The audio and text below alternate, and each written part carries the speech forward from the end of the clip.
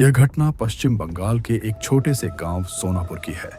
यह गांव घने जंगलों और दलदली जमीन के बीच बसा है। गांव के लोग सूरज ढलते ही घरों में बंद हो जाते हैं, क्योंकि वहां एक औरत की आत्मा के बारे में कहा जाता है, जिसे लोग डायन या चुड़ैल कहते हैं। करीब 30 साल पहले गांव में कमला देवी नाम की एक विधवा महिला रहती थी। वह अकेली रहती थी और जड़ी बूटियों से इलाज करती थी। लोग दिन में तो उसके पास इलाज के लिए आते, लेकिन रात में उसी औरत से डरते थे। गांव में जब भी कोई बच्चा बीमार पड़ता या किसी के घर में मौत होती, लोग उसी पर शक करने लगते। एक रात गांव में एक बच्चे की अचानक मौत हो गई। गुस्साए गांव वालों ने बिना सबूत के कमला देवी को पकड़ लिया। कहा जाता है कि उसे गांव के बाहर पीपल के पेड़ से बांधकर जिंदा जला दिया गया।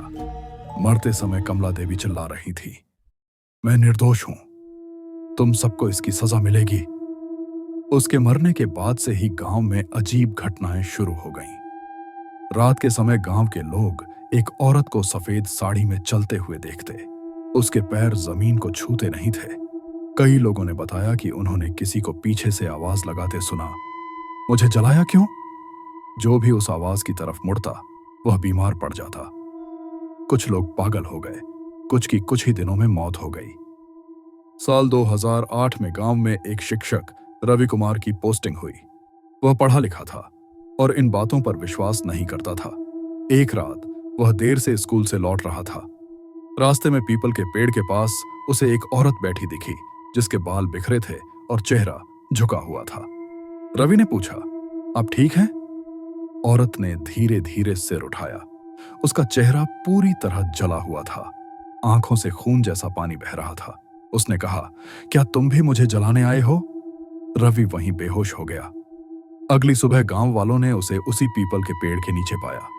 उसके शरीर पर जले हुए निशान थे, जबकि वहां आग का कोई निशान नहीं था। रवि कुछ दिनों बाद होश में आया, लेकिन उसने बोलना बंद कर दिया। आज तक वह सिर्फ एक ही वाक्य लिखता है, वह अभी भी यहीं है। आज भी सोनापुर गांव में उस पीपल के पेड़ के पास कोई नहीं जाता। सरकार के रिकॉर्ड में यह सिर्फ एक अफवाह है, लेकिन गांव वालों के लिए यह एक जीती जागती सच्चाई है। कहते हैं, जो निर्दोष को जलाता है, उसकी आत्मा कभी शांत नहीं होती।